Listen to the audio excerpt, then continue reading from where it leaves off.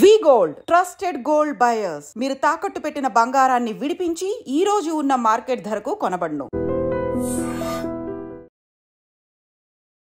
నమస్కారం, welcome to I dream ధర్మ మార్గం విత్ విజిత కార్యక్రమానికి స్వాగతం.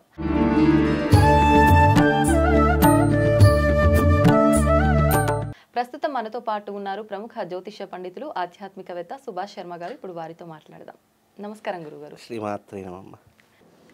గురుగారు, ఇప్పుడు మనకు కుంభమేళ ముగింపు సమయం ఆసన్నం అవుతుంది, కొద్ది రోజులు మాత్రమే ఉంది. అయితే చాలా మందిలో సందేహం ఒకటి ఉంది, ఏంటి అంటే స్నానం ఆచరించిన వాళ్ళు ఎవరైనా రాని వాళ్ళకి అక్కడ నుంచి నీళ్లు తీసుకొచ్చి ఆ జలాన్ని నెత్తిపైన చల్లితే అంత పుణ్యం కాకపోయినా ఎంతో కొంత వస్తుంది అని చెప్పి ఈ విశ్వాసంతో వెళ్ళిన ప్రతి ఒక్కరూ వాళ్ళ కుటుంబం వెళ్ళినా వాళ్ళ ఇంట్లోకి తీసుకొచ్చుకుంటున్నారు, లేదంటే వేరే వాళ్ళ కోసం ఇలా మొత్తానికైతే ఆ వాటర్ తెచ్చుకోవడం జరుగుతుంది, ఆ జలాన్ని. కానీ అది తెచ్చుకోవడం కరెక్ట్ కాదు, అది మళ్ళీ ఒక దోషభూయుక్తమైంది, దోషం వస్తుంది దానివల్ల, ఇలాంటివి మాట్లాడే వాళ్ళు కూడా ఉన్నారు. అసలు ఏంటి వాస్తవం ఏంటి, నిజంగా తీసుకురాకూడదు అంటారా వాటర్ని? తప్పకుండా తెలియజేస్తున్న ముందుగా ప్రేక్షకులందరికీ శ్రీమాత్రే నమః, శ్రీ గురుభ్యో నమః. గంగే చ యమునే చైవ గోదావరి సరస్వతి నర్మదా సింధు కావేరీ జలేస్మిన్ సన్నిధం కురు. ఇక్కడ పుణ్య నదీ జలములు అనేటటువంటివి మనిషి యొక్క శరీరాన్నే కాదు, నెగిటివ్ ఎనర్జీని కూడా దూరం చేసేటటువంటి నదీ జలాలు. అయితే ఇక్కడ ఒక్క కాశీ నగరానికి వెళ్ళినప్పుడు మాత్రం ఆ కాశీ నీళ్లు తీసుకురాకూడదని శాస్త్రము. ఎందుకనండి? ఎందుకంటే కాశీ నగరంలో మణికర్ణికా ఘాట్, హరిశ్చంద్ర ఘాట్ అని 2 ఘాట్లు ఉంటాయి. అక్కడ నిరంతరం 365 రోజులు శవాలు కాలుతూనే ఉంటాయి. ఆ యొక్క చితాభస్మము నీటిలో కలుస్తుంది. మళ్ళీ అక్కడ స్నానం చేసి ప్రతి ఒక్కరు కూడా ఇంటికి వెళ్ళేటటువంటి విధానాలు మనకు కనిపిస్తాయి. అంటే కాశీ మహాశ్మశానంతో సమానమని శాస్త్రం చెబుతుంది. అయితే ఇప్పుడు మనం శ్మశానానికి వెళ్తే ఏదైనా నీళ్ళు తీసుకొస్తామా ఇంటికి? తీసుకురాం. ఎందుకు అని అంటే అది నెగిటివ్. అక్కడ కాశీ నెగిటివ్ అనేటటువంటిది కాదు. కాకపోతే అక్కడ మణికర్ణికా ఘాట్, హరిశ్చంద్ర ఘాట్ వద్ద ఎప్పుడు కూడా శవాలు అనేటటువంటివి కాలుతూ ఉంటాయి. అక్కడ ఉన్నటువంటి బూడిద, అక్కడ ఉన్నటువంటి కళేబరాలు, అక్కడ ఉన్నటువంటి వివిధ రకాలైనటువంటి అస్థిపంజలు, మళ్ళీ ఆ ఎముకలు అవన్నీ కూడా నీటిలోనే కలుపుతారు. అక్కడ నీటిలో కలిపినటువంటి విధానం అపవిత్రమని కాదు, కాకపోతే అవి నీటిలో కలుస్తాయి కాబట్టి అవి ఏమవుతాయి, మళ్ళీ పునర్జన్మ పొందడానికి చాలా రకాలుగా ఇబ్బందులు పడతాయి. మనం తీసుకురావడం అంటే ఏవైతే మనము కళేబరాలు అక్కడ కలుపుతామో, ఏవైతే మన యొక్క బూడిదను అస్థికలను అక్కడ నిమజ్జనం చేస్తామో అవి ఏమవుతాయంటే అక్కడ నుంచి తీసుకొచ్చినటువంటి నీటి ద్వారా ఆ యొక్క నెగిటివ్ ఎనర్జీ అని ఏదైతే ఉంటుందో గంగాజలంలో అవి అన్నీ కూడా మనం ఇంటికి తీసుకురావడం వల్ల ఏమవుతుందో ఆ యొక్క నీటి వల్ల ఆ యొక్క గతించినటువంటి వారి యొక్క పునర్జన్మ నిలిచిపోవడం జరుగుతుంది, ఆగిపోవడం, మళ్ళీ వాళ్ళకి జన్మ లేకుండా ఉంటుంది. అవి భూత ప్రేత పిశాచాలుగా మళ్ళీ వెంటాడుతూ ఉంటాయి. ఇంకోటి ఏంటి అంటే అది కాశీలో గంగా నది ఏదైతే ఉంటుందో ఆ గంగా నది పవిత్రమే, కానీ నీరు అనేటటువంటి ఇంటికి తీసుకురాలేము. కాకపోతే అందుకే ఇలాంటి కొన్ని సందర్భాల్లో ఈ కాశీ లాంటి నీళ్లు ఇంటికి తీసుకురాకూడదని శాస్త్రము. మరి ఇప్పుడు ఒకవేళ ఇదంతా విన్న తర్వాత ఓకే తెచ్చుకోము, వినక ముందు మామూలుగా వెళ్ళాము తెచ్చుకున్నాము, దానికి ఏమైనా పరిహారం లాంటిది ఉంటుందా? అయితే అది ఇప్పుడు తెలియకుండా తీసుకొస్తే ఏమి కాదు, ఇప్పుడు తెలిసి తీసుకురాదు. ఎందుకంటే ఆ కాశీలో జరిగేటటువంటి ప్రతి ఒక్కటి, చాలామంది కాశీకి ఎందుకు వెళ్తారు, అస్థిక నిమజ్జనం చేయడానికే వెళతారు. అలా అస్థిక నిమజ్జనం చేసేటటువంటి నీటిని మనం ఇంటికి తీసుకురాకూడదని శాస్త్రం తెలియజేసింది తప్ప అది తీసుకొస్తే దోషము అనేటటువంటిది కాదు, తీసుకురాకూడదని శాస్త్రము. అలా నువ్వు తెలియకుండా తీసుకొస్తే ఏం కాదు, తెలిసి. కాకపోతే కాశీలో ఉన్నటువంటి ఈ ఇసుకను తీసుకుపోయి రామేశ్వరంలో కలిపితే మనకు పూర్తి ఫలితం వస్తుందని కూడా శాస్త్రం చెప్తుంది. అలాగే అక్కడ ఉన్నటువంటి నీటిని కూడా అక్కడ రామేశ్వరంలో కలపడం కూడా విశేషమైనటువంటి పుణ్య ఫలితాన్ని అందిస్తుందని శాస్త్రం. కాకపోతే ఇంటికి తీసుకుని కుంభమేళకు వెళ్ళినటువంటి నీళ్ళు తీసుకొని వెళ్ళవచ్చు. ఎందుకంటే కుంభమేళలో అక్కడ శ్మశాన ఘాట్లు అవన్నీ ఏమీ లేవు కదా. కాకపోతే అక్కడ కుంభమేళ ఈ యొక్క ప్రయాగరాజ్ అనేటటువంటిది 3 సంగమాలు కలుస్తాయి, గంగా, యమున, గోదావరి 3 నదులు కలిసేటటువంటి సంగమ తీరము. కాబట్టి అక్కడ తీసుకురావడం వల్ల దోషం లేదు. ఎందుకంటే అవి పుణ్య నదీ జలాలు, అక్కడ స్నానం ఆచరించడానికి మాత్రమే అవకాశం ఉన్నటువంటి క్షేత్రము. కాబట్టి అక్కడికి కుంభమేళ నుంచి వచ్చినటువంటి నీళ్లు మనం స్నానం చేయవచ్చు. చాలామంది ఇప్పుడు నిన్న రీసెంట్గా వార్తల్లో హల్చల్ అయినటువంటి విషయం ఏంటంటే కుంభమేళకు వెళ్ళినటువంటి భక్తులు దాదాపు 300 కిలోమీటర్ల వరకు మొత్తం అంతా ట్రాఫిక్ జామ్ అట. 1 కాదు 2 కాదు 300 కిలోమీటర్ల వరకు ట్రాఫిక్ జామ్ అయ్యింది అని అంటే ఎంతమంది పబ్లిక్ ఉన్నారో అర్థం ఆఖరి చేసుకోవాలి. రోజులనా ఇంత పబ్లిక్? ఆఖరి రోజు. ఇంకోటి ఏంటంటే అక్కడ గవర్నమెంట్ చాలా మందికి చెప్తుంది, మీరు వెనుకకు వెళ్ళిపోండి, ఇక్కడ దర్శనం జరిగేటటువంటి అవకాశం లేదు, మీకు కుంభమేళకు వెళ్ళేటటువంటి అవకాశం కూడా లేదు, వచ్చిన వాళ్ళు వెళ్ళిపోండి అని చెప్పేసి కూడా చాలా మంది అక్కడ పోలీసు యంత్రాంగం కూడా చెప్తూ వస్తున్నారు.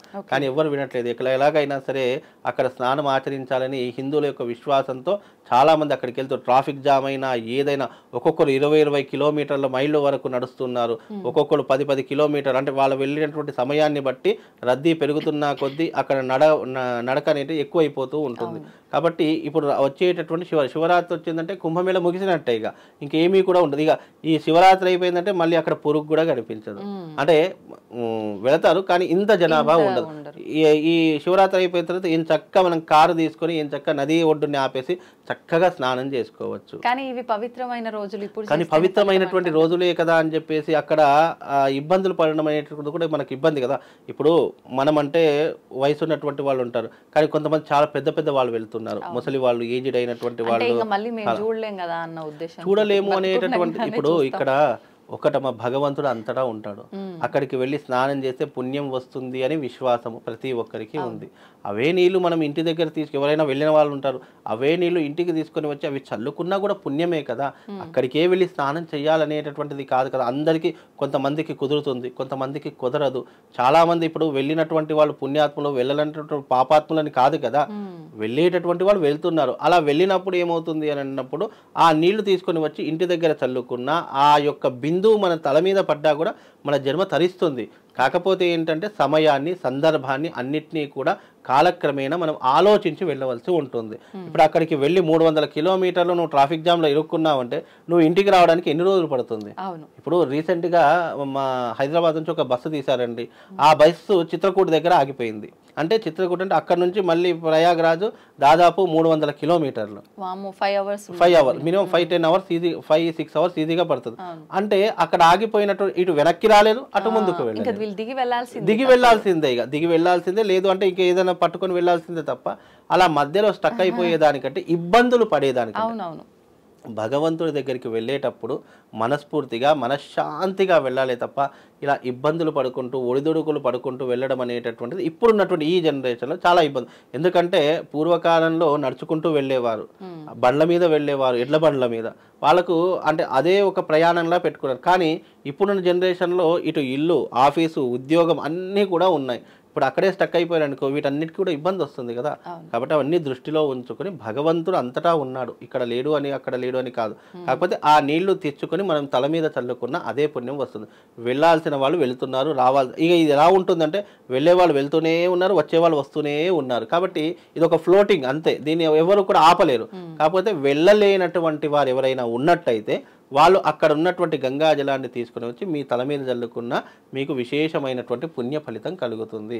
కాబట్టి ఈ విషయాన్ని చాలా ఇంకోటి వెళ్ళేటటువంటి వారు కూడా అక్కడ ఉన్నటువంటి గంగా జలాన్ని తీసుకొని వచ్చినప్పుడు అది బాత్రూంలో మనం స్నానం చేసే నీటిలో కలుపుకోవడము, మళ్ళీ మురికి వాడలో వెళ్ళి మనం స్నానం చేయడం ఇలాంటివి చేయకూడదు.